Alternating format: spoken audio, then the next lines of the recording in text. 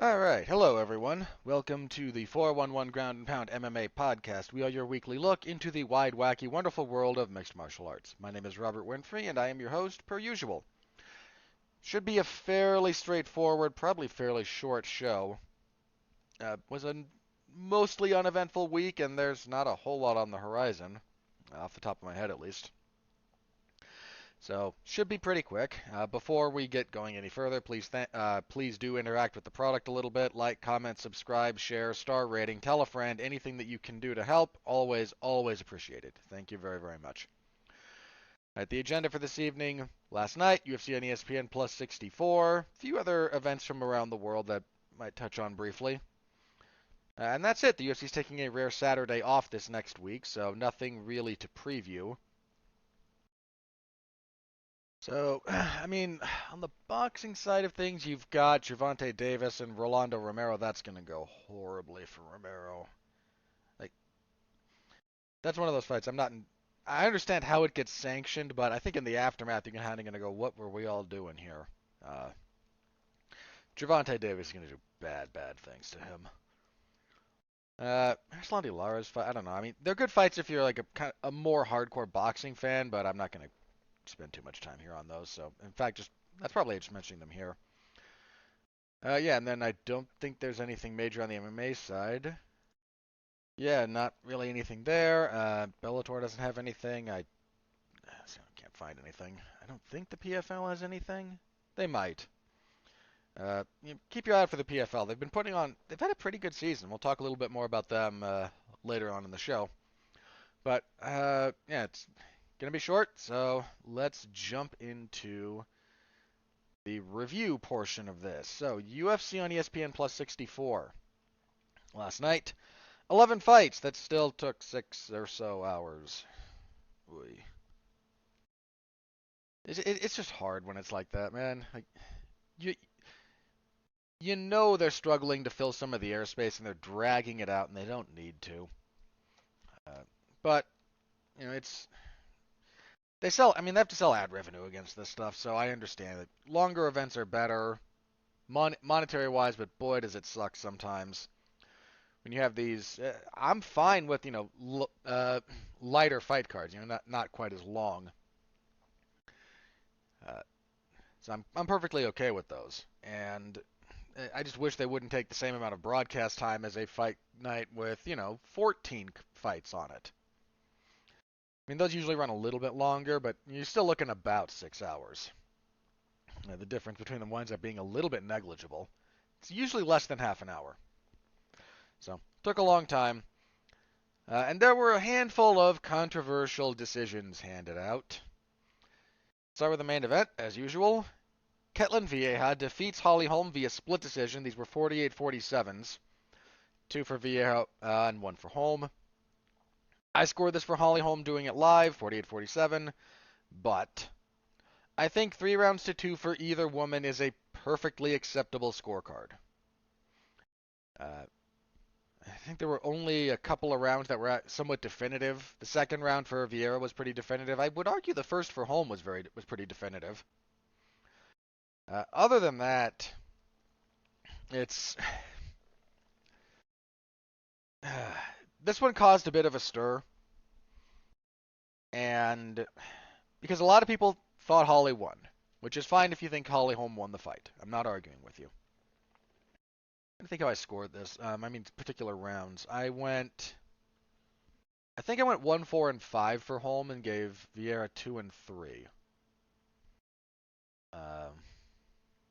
Either that or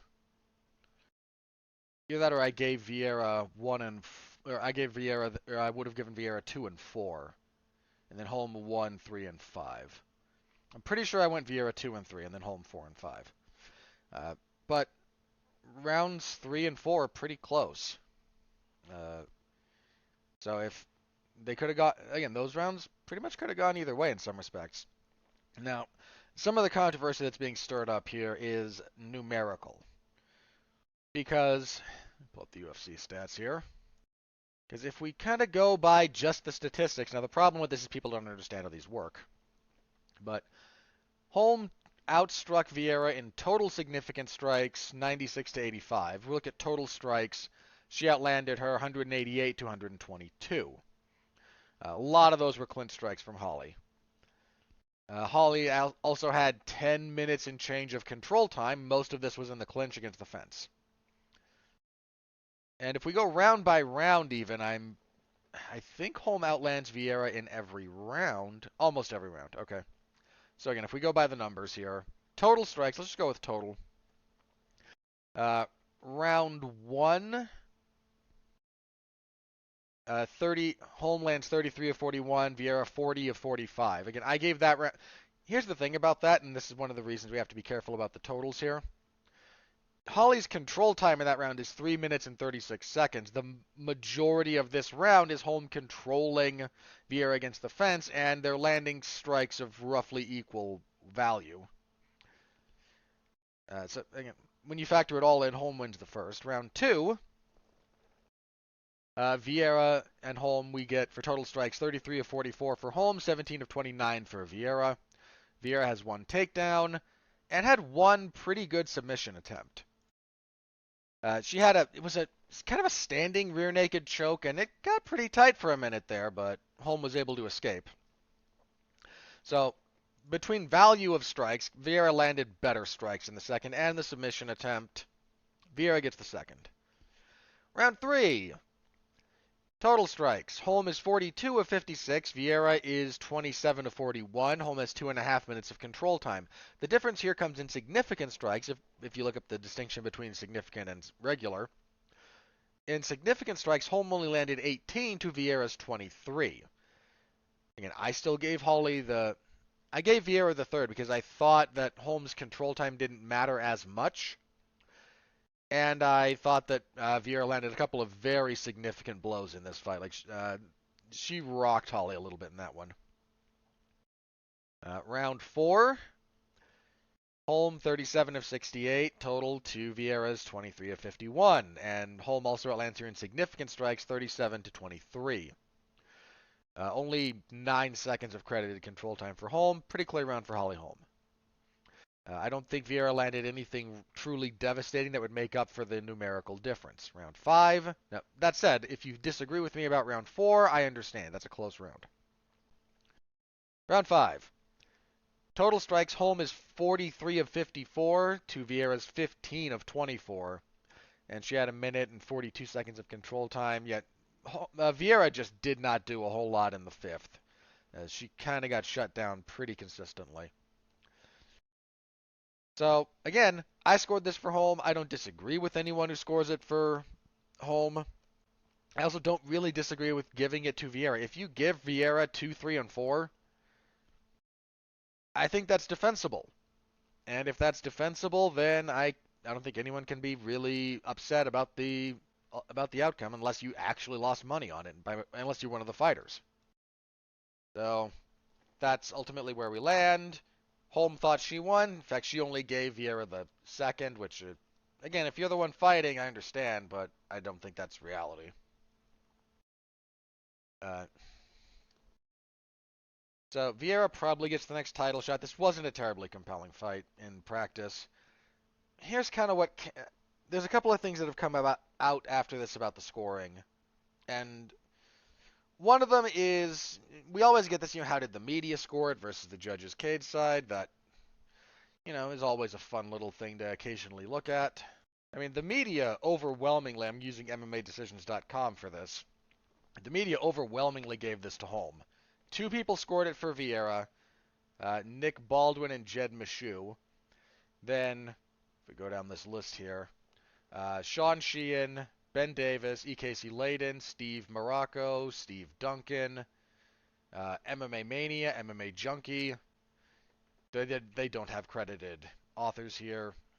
Tudor Latone, Caleb Sheehan, Tristan Critchfield, Jillian DeCourcy, Michael DeSantis, Ryan Frederick, Danny Segura, Daniel Yanofsky. They all went 3-2 for Holm. Then Dwayne Fox of Bloody Elbow and Matthew Wells of MMA Junkie, so a few different MMA Junkie correspondents there, went 49-46 for Holm. So they agreed with Holly's scoring, I guess. And there's been a couple of new, um, apps and whatnot that kind of track scoring criteria, or like fan scoring, and that pretty unanimously went to home. The thing is, none of those really matter. Again, getting the having the media pulled relative to the actual outcome, I think, is an interesting one. Having the fan reaction is most fans don't know how to score fights. The UFC commentary team doesn't really know how to score fights. Uh, Most members of the media they're more well versed than the casual fan, but they're not deeply. Again, this will depend a little bit outlet to outlet. I mean, I am certainly no expert.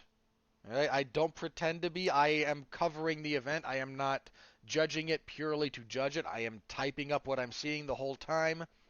I've got other things that I have to do on occasion. Like I just understand that I'm not perfect about this either. But again, when you just poll the fans about this stuff, it becomes a popularity contest, nothing more. And that's no way to judge a fight. Now, the other thing that's kind of started rearing its head about this, and this fight in particular, I think I saw Ariel Helwani mention this. If you're in a fight like this, which is essentially a number one contenders fight, you get a lot on the line, why wouldn't you want open scoring? And the open scoring debate is starting to, again, it's kind of making the rounds again. It's one of those things that crops up from time to time. I would love to see it tried. I really would. I would love to see some data on this about what it affects. Because everyone has a theory, right? Everyone has well, if a fighter can just coast on a lead, then they'll just make the last round really boring. Or you occasionally hear this one, I like the drama of not knowing. Okay, but, you know, you don't really matter. You're a fan or a journalist or whatever. Like the only opinions that matter in this, that actually matter, are the fighters. That's it. The promoter, I don't even think, should have much of a say in this. Uh, you know, do the fans enjoy it more? Unless you're turning off 50% of your audience with this, and I find it highly unlikely you would turn off that big a chunk of your audience doing open scoring. The fighters are the ones who matter. They're the ones literally losing half of their potential paycheck over this stuff. They're the ones whose career opportunities are affected by this. Uh, yeah, I mean, so if fighters are the ones who want open scoring, and I don't know if they do or don't, a lot of them haven't made a lot of noise on this, I think because the UFC's telling them all to shut up. But if they want it, then they should have it. Like, fighters get the short end of pretty much every possible stick. If letting them know where they actually stand in the overall round count is something that can benefit them, then I think they should get it. So, but that's just my opinion. Now, I would love to see this tried. Somebody, some commission, or the UFC, when they go to places where they self-regulate, try it. What I mean this in all sincerity. The next time the UFC goes somewhere where there is no athletic commission, so I think they self-regulate when they're in Abu Dhabi. So next time you guys go to Abu Dhabi, say we're trying open scoring. I mean, they won't, because then they'd have to acknowledge, yeah, we self-regulate when we go to Abu Dhabi, and yeah, et cetera, et cetera. But they could, and they could legally, and we just need data on this. Like, does it have all these negative impacts people are worried about? It takes all the drama out of a third round. Well, maybe. It lets fighters coast on a lead, like they don't. Yeah, if there's no real point debating all these hypotheticals because there is no evidence. For every hypothetical situation thrown out, you can argue the counter, and all you have is, does this make sense logically? Does this seem like it would be real? And if you can make a persuasive enough case for either side of that, you can argue it again persuasively. It doesn't matter until we have data. So I would love to see this tested. Does it change anything? Maybe, maybe not. I mean, you would logically assume that altering the conditions under which anything takes place is going to have some kind of an effect. But what kind of effect? Good, bad, or otherwise? Who knows? But I would like to see it tried. And I do think, especially if you're a fighter in a position like this, where you're fighting for a bigger fight next time. I mean, it's easy enough to say, well, then you should get a finish. Getting finishes is not easy. Also depends on you. Like, some people are better finishers than others. It's not just a skill. I mean, it is. But it's not just a skill. It's not just, I train for the finish. Sure you do. How much punching power do you have? Well, turns out not that much. Okay, so what's your plan for getting the finish? I'm going to hit him really hard. Great. How about your volume striking? How's your jiu-jitsu game? Well, my takedowns are good. My jiu-jitsu's not so good. But boy, I'm going for the finish when you're stuck in full guard. Like, you're probably going to win. But, again, getting finishes is not an easy thing. Is dependent on the individual. Is dependent on the individual matchup. Like, there's just gobs and gobs of variables here. It's not something that can happen in every. Again, this is one of those things. Like, it's one of those things that can't happen in every fight. If you thought this fight was going to end in a finish, I don't know what to tell you. All logic indicated it was going the distance. Holm usually fights the distance. Usually. Vieira usually. I mean, I forget the statistic on it, but I think most women's fights go the distance. Or they go the distance more frequently than their comparable male. It's not, and even if you look at divisions with high finishing rates, I think the three highest finish rates are bantamweight, lightweight, and heavyweight. It's heavyweight or light heavyweight. I forget the third. Or I forget whether or not it's heavyweight or light heavyweight. Even then, it's never a guarantee, and sometimes the way fighters match up is like, yeah, we're going the distance. And there's not a whole lot you can do to change that. So, would it be more fair to the fighters to have more complete knowledge? Yeah, I think it would. But, again, I'm not sure how much I matter in this particular discussion. I hope someone tries it. It's ultimately all I can say. I hope someone tries it. I would love to see the effects. And because then we could stop spouting nonsense and theoreticals and actually rely on data. As for what's next for Holm, I don't know. She's 40. This is a rough setback if she was going to think about getting back into the title picture. I don't know. I genuinely don't know. She's got to be closer to the end.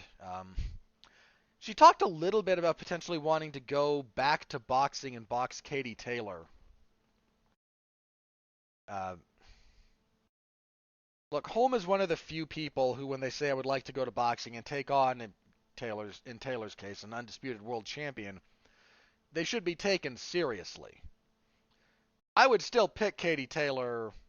I mean, she's younger. Holm's a big bantamweight, though. She's big 135, which is lightweight in boxing. Holm never boxed at 135. She always boxed at maybe like 140 and 147. She might even have gone up to 154 at one point. But she never boxed at 135. I would be somewhat interested, and it would be a nice big payday for her in theory. But she can't at the moment because she's under UFC contract, so there's a lot up in the air there. As for Vieira, it's probably the Pena Nunes 2 winner, depending on how that fight goes more specifically. But that was your main event. Not a great fight. Co-main event, Michel Pereira defeats Santiago Ponzinibbio via split decision. A 29-28 either way, and then a 30-27 for Pereira. That 30-27 is a little rough, man.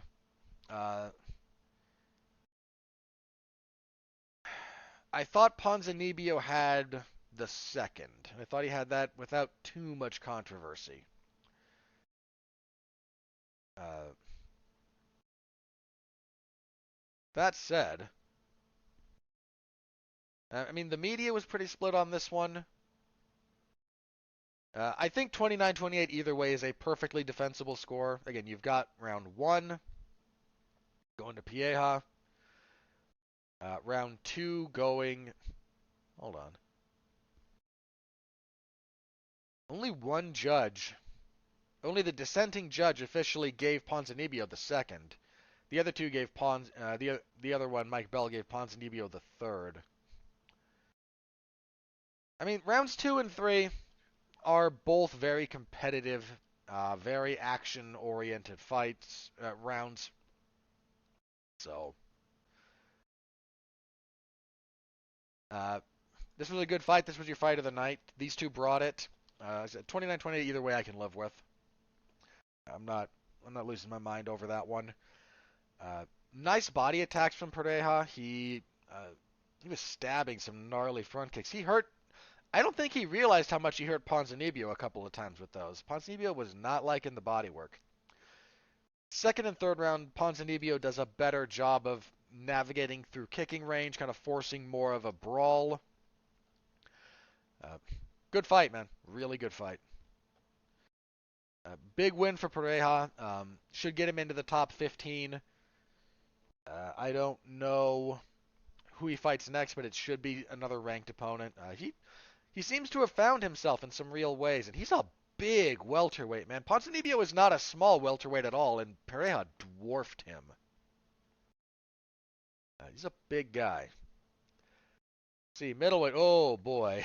Chidi Njokuani defeats Dushko Todorovic via elbow knockout, 4:48 of the first round. This was beautiful. They were clinched up, and Njokuani kind of changed the angle just a little bit. Todorovic looked like he was kind of trying to pull away, and he just folds over this right elbow from hell. Just bam. Drops him immediately. Njokuani might be a real problem for middleweight. Now, he's Todorovic used more of a grappling game plan here, but he's not a terribly strong wrestler the way some others are. So I'm curious how Njokuani will deal with that. But Njokuani has some good knees and elbows in the clinch, both of which he showed off here. At distance, he's a very dangerous striker. Uh, he's a handful. He's a real handful. This was a good win for him. Women's strawweight, Tabitha Ricci defeated Poliana Viana via unanimous decision, 29-28 across the board. I think I gave this to Viana live, but I don't care. This fight sucked. Anytime they were on the feet, Viana was generally getting the better of it. Then she'd get taken down, and then Ricci would kind of hang out in full guard. And we'd kind of stall out there, and then Ricci would stand over her, and they'd trade kicks to the legs, and then Ricci would go back into the guard, and just not a great fight.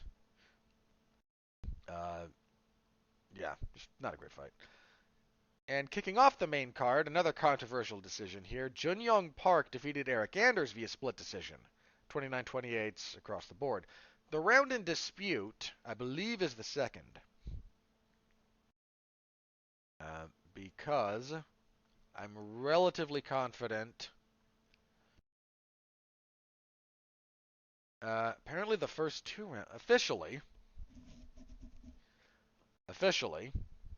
Mike Bell went Anders 1 and 2. Saldamato went Park 2 and 3. And Anthony Manus went Park 1 and 2. So, okay, here's how I saw it. Round 1 was Park's. Sorry. Reverse that.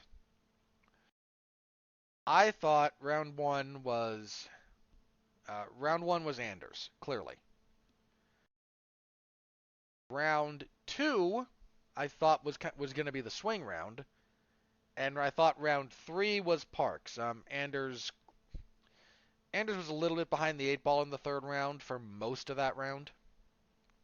Uh, we're all over the place on that one.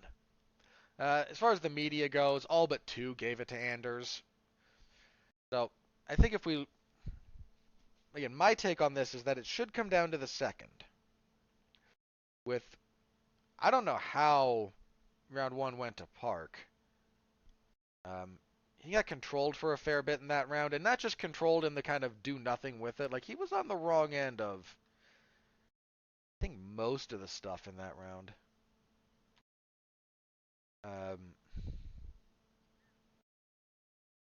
eh, yeah, qualitatively rather than quantitative, he was. Round 3 was Parks, I think by any reasonable measure. That's why that one judge giving Anders the third makes no sense to me. So, if we kind of go by the numbers here, round 1, Park outstrikes Anders in both significant and total strikes. Significant 25 to 16, total 26 to 22. Anders does have a takedown in the first, and he has 2.5 minutes of total control time, and I think he landed the better shots in the first. Round 2, Park again outlands Anders. Total 33 to 22, significant 31 to 16. Anders only has 1 minute and 36 seconds of control time that round, and that's kind of what I thought the difference was. His control in that round and his clinch work didn't amount to anything. This was a lot of wall install, and I thought Park's overall contributions to the round were better. Round 3, again, Park outstrikes. Anders gets 30-ish seconds of control time. 0 for 12 on takedowns. Some of those weren't real takedown attempts, but yeah, round 3 should have been Park's. So it tends to hinge on the second round. And I can see the argument either way. I went for Park because I don't think Anders did enough with his control to outweigh the effective striking that Park did.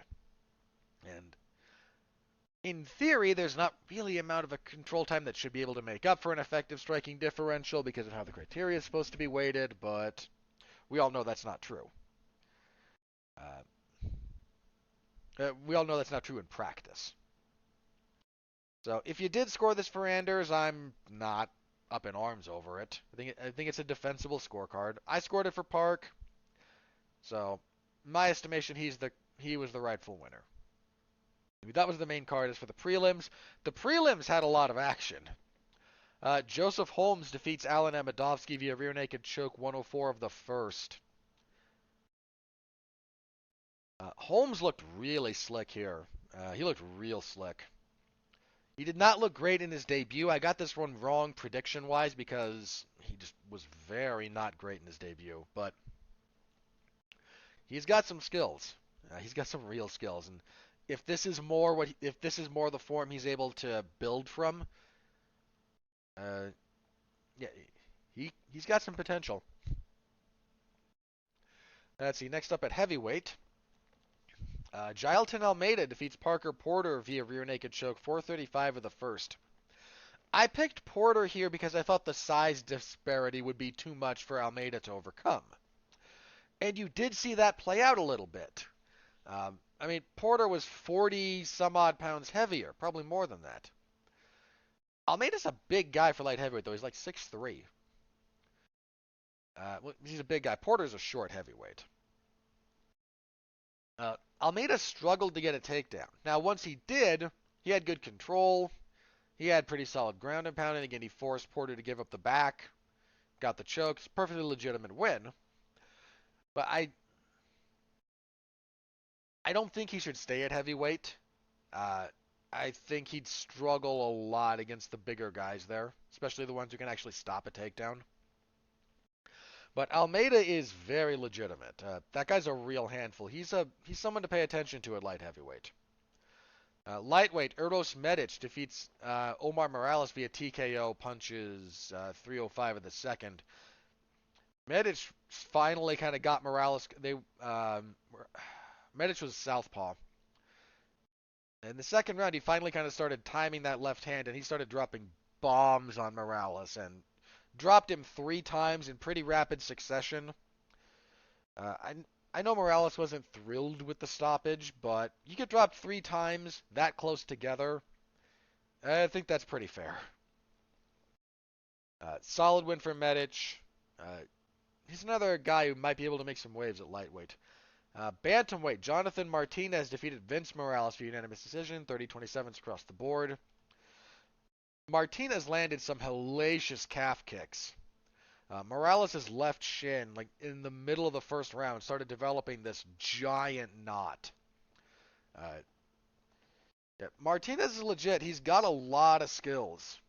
He's struggled a bit to kind of put everything together, and he's not as good when the fight kind of breaks down. He really likes it to be technical, and people have been able to force him out of that game plan in the past. But if he's able to kind of really bring all the elements of his game together, he's a very very good bantamweight. He got a good win. Featherweights. Chase Hooper defeated Felipe Colares via TKO, punches on the mat, punches on elbows really. 3 minutes of the third round. These two had some really fun scrambles. If you like scrambly grappling exchanges, this fight will not disappoint you.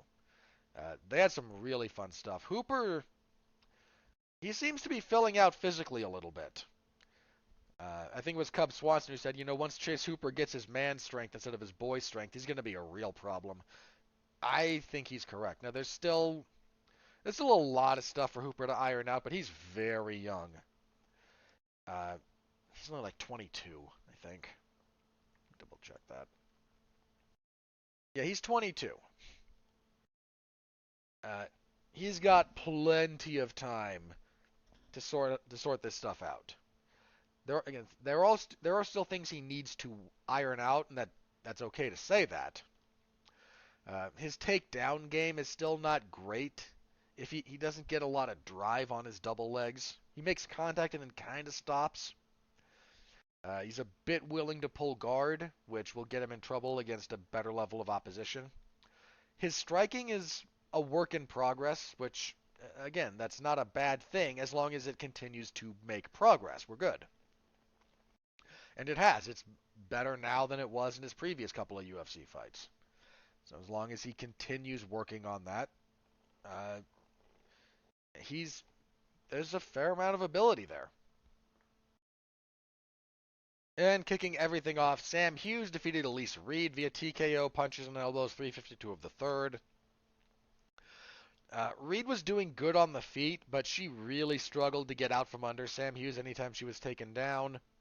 Fair stoppage. Nice to see Sam Hughes kind of figuring out what she wants to do as a fighter. Daniel Cormier, I think, brought this up on the broadcast. Like, finding out how you like to fight and how you win consistently is a bit of a journey in and of itself.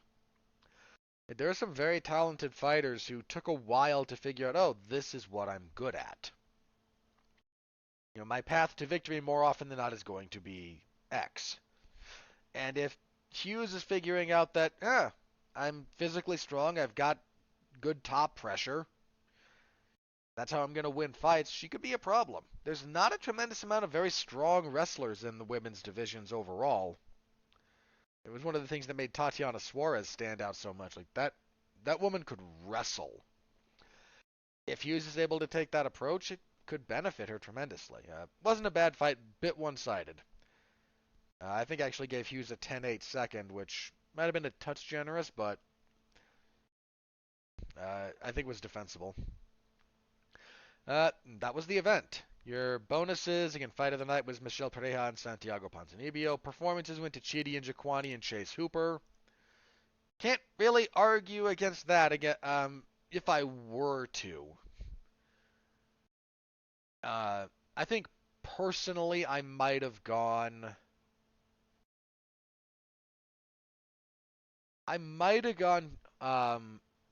either Holmes or Medic over Hooper, but that it I'm this is not one of those cases where I think those guys got screwed or done dirty. Hooper's performance was certainly noteworthy, so no issues with those. All right, Yeah, briefly before I move on to news, some other stuff from around the combat sports world. Um, what do you guys care about? There was the Eagle FC event. That was notable partially for Junior Dos Santos doing a good job beating up Jorgen De Castro and then throwing his shoulder out. That poor guy. He was he looked pretty darn good until the injury. What's the other fight on that card that I thought was interesting? I mean, there was the hilariousness of Hector Lombard and Thiago Silva fighting to a no contest because, of course. Um, Ahmed Aliev. That guy had a rough run in PFL, and he got the wrong end of some decisions I kind of thought he should have won. He knocked out Daryl Horcher in 30 seconds. Somewhat ditto for Maki Patolo, who got a win at middleweight. Nice to see those guys. Um, Forgot they cut Andrew Sanchez, which is kind of fair. I mean, he got a win here, but he did not materialize in the UFC. He might be able to fight his way back, but yeah, Roosevelt Roberts. There's a I I kind of like that Eagle FC is looking to make itself a landing place. It's nice to have another spot for people cut from the UFC to be able to go and kind of try to rebuild themselves. Roberts had a rough run through the UFC. I mean, he had some really standout performances. He also had some rough losses. I tend to think he got to the UFC a bit too early. I mean, he was there in his seventh professional fight, and that just, I don't know how much of a favor that does most fighters. You'll find guys who can make that work, but they're the exception, not the rule. So nice to see him get a win. I think he'll be able to fight his way back to the UFC at some point, but take him a little bit of time. And in the boxing world, we had Anderson Silva at the age of 47 get a win in his, I think it was called an exhibition. Scored a brutal knockdown in that round, did Silva. You know, watching Silva box at his age just makes me a little more retroactively annoyed that the UFC wasn't able to kind of let him box when he was in his physical, when he was in the UFC. I get that the entire sport was in a different place. The acrimony between boxing and MMA was nearly at its peak during that time period. But man, he's one of the few who I think could have done something with it. World champion might have been probably a little bit of a bridge too far. But he would not have embarrassed himself. In fact, his performance here has a lot of people going, and I'm going to throw my hat into this particular ring. I think this is correct. If Jake Paul wants another fight, I think Anderson Silva should be a serious consideration for him. The other name that kind of gets thrown out there is Tommy Fury. After Tommy Fury's last fight, look, if Fury was sandbagging in his last fight to make it look like Jake Paul could beat him, to try and entice Paul into accepting that fight, kudos, I suppose. But I've never felt that Fury. I don't think Tommy Fury's all that great a boxer. I mean, look, could he beat me? Sure, probably easily. But he's never really looked all that great in the ring. Uh, and frankly, I've said this before, I would favor Jake Paul to beat him if they ever fought. Not if they ever fought, but if they fought next. Anderson Silva should be another name that Jake Paul gives serious consideration to. Now, that would be a very difficult fight, believe it or not. Anderson Silva turns out he's a pretty good boxer.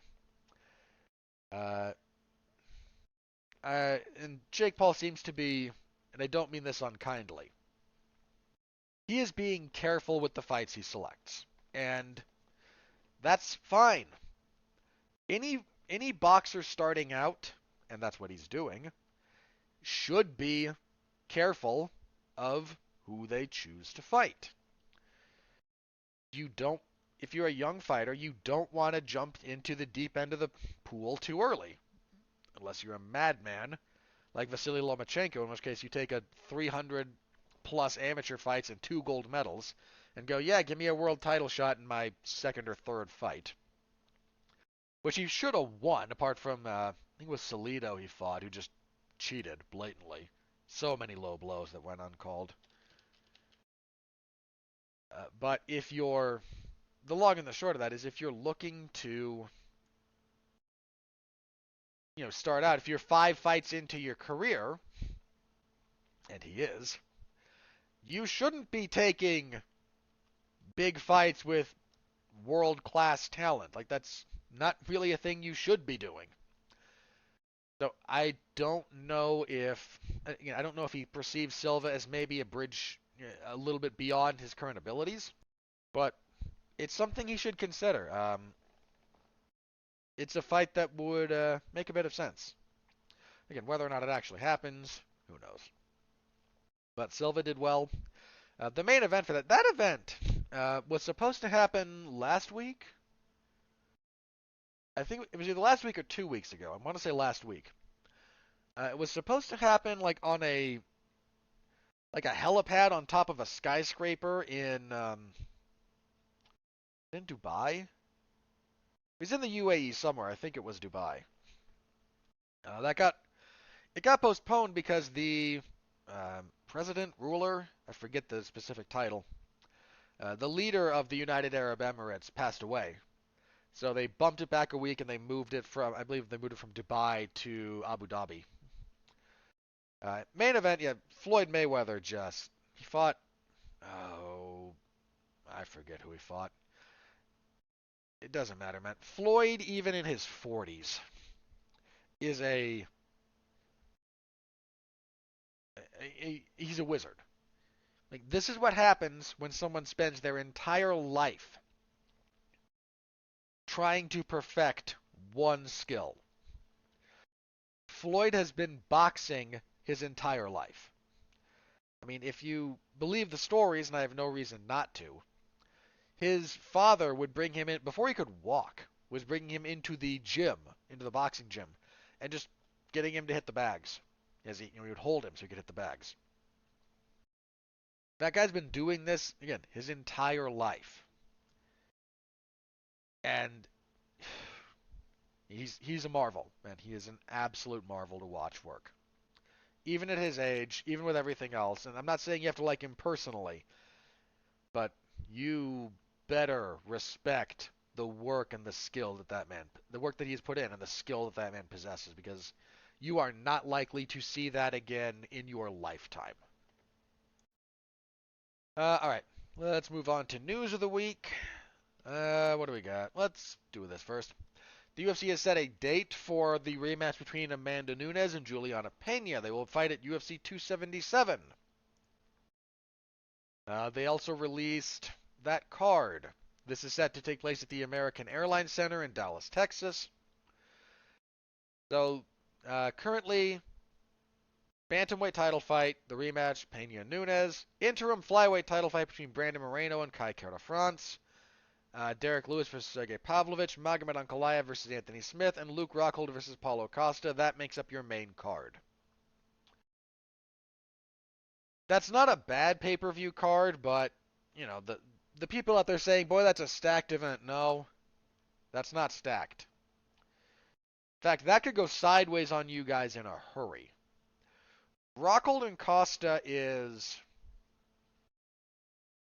not a bad fight, but and if you ask me how I would bet on that, like, will that be a watchable fight? Would that be my bet? Yeah, I'd bet that's watchable.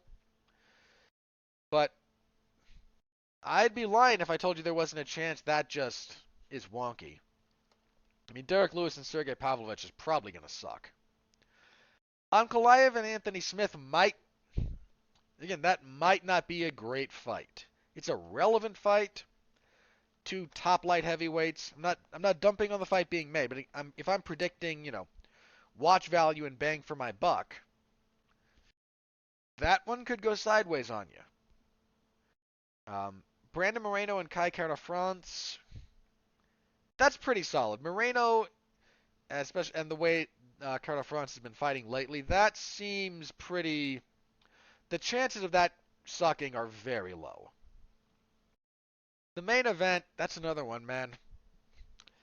Like, that one might go very differently than you think in terms of entertainment value. Just throwing it out there. But we have that again. That will take place July 30th at the aforementioned venue. We get anything else announced? We already knew about Blades and Aspinall. I don't think we've announced anything in the as far out as August. Yeah, not really. I mean, we've got some that are kind of announced, but we got a few months to go before that. I think the big one that's still kind of a a bit of a question mark is Fight Night 208, UFC on ESPN Plus 66. It doesn't yet have a location, which leads me to think Apex. It also doesn't have. It doesn't have a great main event. It doesn't have a main event announced. And of the currently announced fights, the only one that I think they might be able to main event with is Neil Magny and Shavkat Rakhmonov, which is a fine fight. And it's a fine fight that I would like to see over 5 rounds. But that's not a drawing fight. That event has some hardcore gold on it. But yeah, that one again, for some reason, it's still kind of a question mark. Yeah, everything else for the immediate future is kind of laid out. Yeah, the next event is June 4th, so we're taking the week off next week. After that, UFC on ESPN 65, headlined by Jairzinho Rozenstruik and Alexander Volkov. We'll get a full preview next week when we preview that, obviously.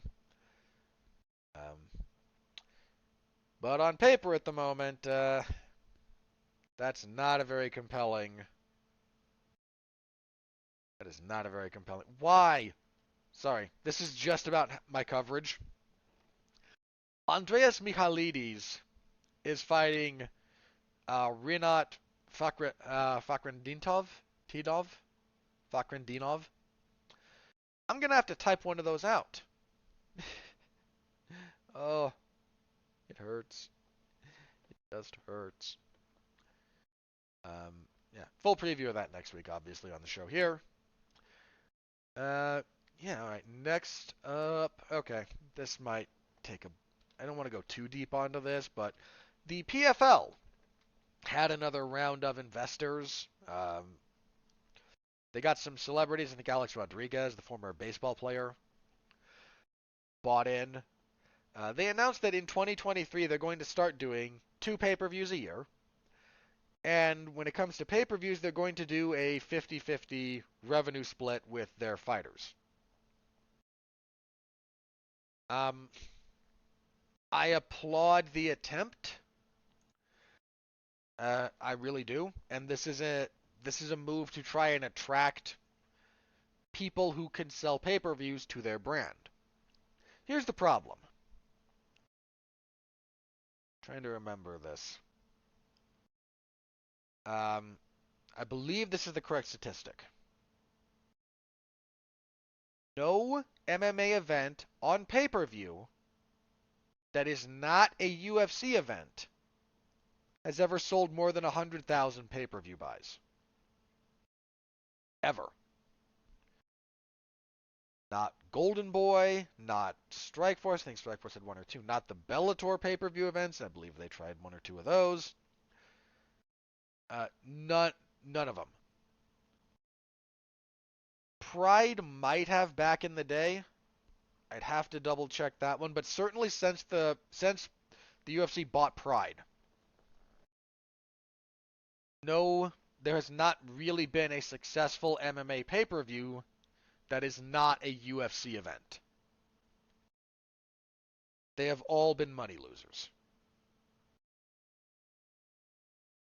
Now, this is largely because there's a couple of reasons for that. The biggest one is the UFC's market share. I've mentioned this before, but if you count up all the money spent on MMA, whether that's advertisers, fan consumption, whatever, all money spent on mixed martial arts to consume it, in the United States, the UFC gets something like 90 cents out of every dollar. They get the vast majority of it. They have an enormous market footprint. To the point that, I mean, look, I've said this before, there's still people in 2022 who don't call it mixed martial arts, they still call it ultimate fighting. Now, that number is shrinking and has shrunk over the last handful of years, but that's a thing. I think the Fertitta brothers mentioned it. Like, I think with Lorenzo, when he mentioned, like, why did they buy it when they could have just started from scratch for maybe even less than what they paid to acquire the UFC? Lorenzo said there's something about those 3 letters and that branding. Like, there's just something about it that clicks. And it clicked so well that, again, a giant chunk of the market doesn't know anything outside of the UFC. I heard this brought up recently, and it does occur to me that it's probably true. The number of people who will watch a mid-tier UFC event, something like we had on Saturday, rather than higher quality MMA for a different promotion is pretty darn high. And that's kind of the barrier you're trying to overcome here. The hardcore fan base for MMA is very small. It is very small. And you need to be able to reach outside of that, especially if we're going to try a pay-per-view, right? If we're going to try and sell pay-per-view, you cannot subsist on the hardcore fan base. You can't do it. It will not. There's not enough money there. There just isn't. So they're going to have to try and overcome that. Now, the good news is anyone who is potentially looking at this as, well, I can sell and I can get a bigger revenue share, that's going to come down to specific dollars and cents, believe it or not. If you, for example, if you get a smaller, if you have, I forget what the standard pay-per-view point, there's a standard one even for the UFC champions is, but say that you have their pay scale, which is you get paid from them based on how many buys the event has. I forget and again, the numbers themselves will vary kind of from contract to contract. Or I can get a greater chunk of what the total revenue is. You can get a bigger percentage of a smaller number and wind up losing. Now, that's not going to be the case for every fighter, and for some fighters, it might be more financially viable to do that, to do something like the PFL's thing. And okay, I may not make as much money strictly on my contract, but when I factor in the revenue split after we reach a certain point, it's more lucrative for me to do this. That might happen. This is another bit where the UFC's kind of market tactics are starting. You see why they do what they do? There's not really many draws in MMA. I'm not saying none, but there's not a lot. You've got Conor, theoretically, who can draw money. Who else in the UFC is a legitimate draw? Maybe should be Nate Diaz. Let me say should. Nate Diaz should still be a bit of a draw. You got Masvidal dealing with his legal issues. But you don't have the UFC is very kind of careful about how they do this. They don't want any fighters to be bigger than the brand for obvious reasons. And they've kind of succeeded in depressing the individual star power. I mean, pick anyone you want from the UFC that's not, say, Conor or Nate. Even other fairly high-profile guys, like Dustin Poirier. Put Dustin Poirier in the PFL, and do you think that Dustin Poirier versus whoever is going to sell 100,000 pay-per-views? This is one of the other things about it. Whoever goes over to test these waters, you need a dance partner. And uh, much as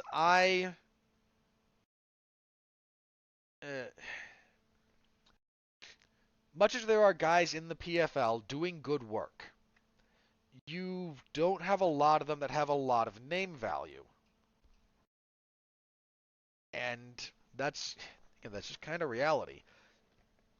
So whoever's going to do this, to make it really worth everyone's while, you need not just one name, you actually need two. Because you're not going to sell 100,000 pay-per-views with with Dustin Poirier and Anthony Pettis. Not in 2022, 2023. I don't even think you'd do that with Nate Diaz and Anthony Pettis. You might, but it would be a little bit surprising. So the PFL they need to drastically kind of strengthen their roster if they're going to really make this work. So that they need to pay attention to that. As I mentioned, I applaud the effort. I hope the fighters are able to make this work to their benefit.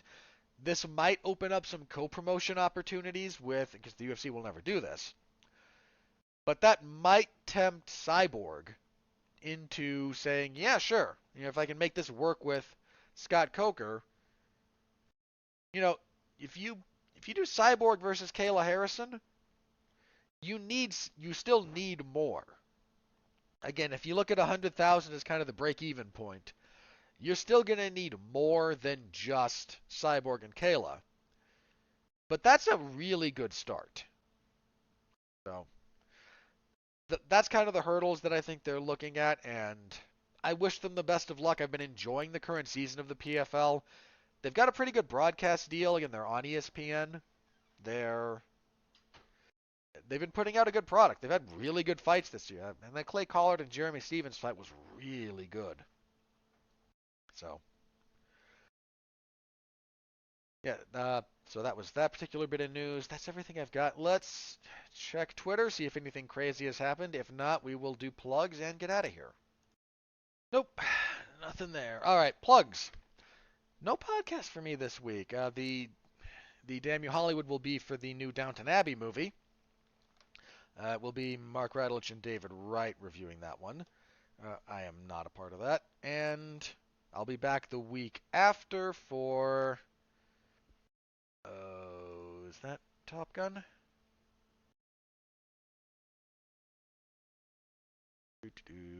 Be the 31st. No?